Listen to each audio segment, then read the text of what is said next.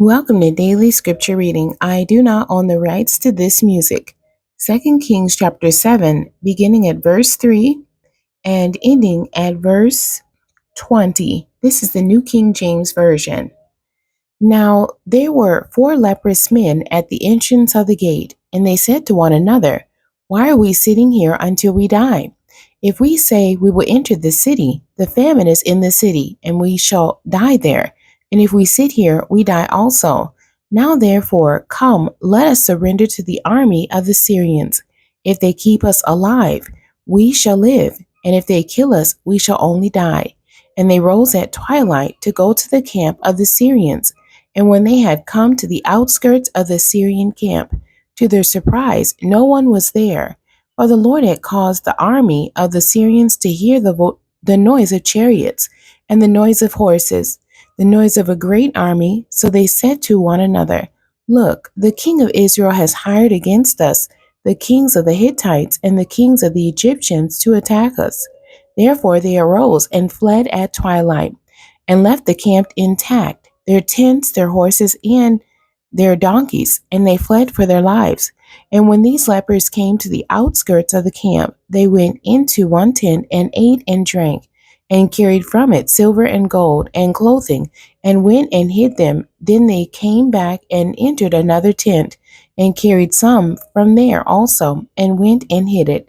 Then they said to one another, "We are not doing right. This day is a day of good news, and we remain silent. If we wait until morning light, some punishment will come upon us. Now therefore, come, let us go and tell the king's household." So they went and called to the gatekeepers of the city, and told them, saying, "We went to the Syrian camp, and surprisingly, no one was there, not a human sound, only horses and donkeys tied, and the tents intact." And the gatekeepers called out, and they told it to the king's household inside. So the king arose in the night, and said to his servants, "Let me now tell you what the Syrians have done to us. They know that we are hungry, therefore they have gone out of the camp to hide themselves in the field, saying, 'When they come out of the city, we shall catch them alive and get into the city.' And one of his servants answered and said, 'Please let several men take 5 of the remaining horses which are left in the city. Look, they may either become like all the multitude of Israel that are left in it, or indeed, I say, they may become like all the multitude of Israel left from those who are consumed. So let us send them and see.'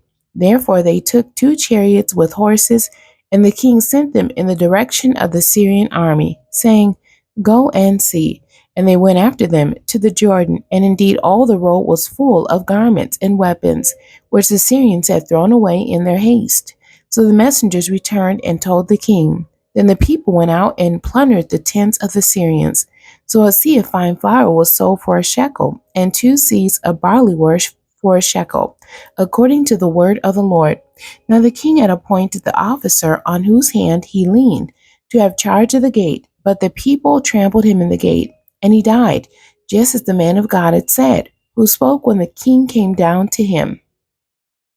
So it happened just as the man of God had spoken to the king, saying, 2 seahs of barley for a shekel, and a seah of fine flour for a shekel, shall be sold tomorrow about this time in the gate of Samaria.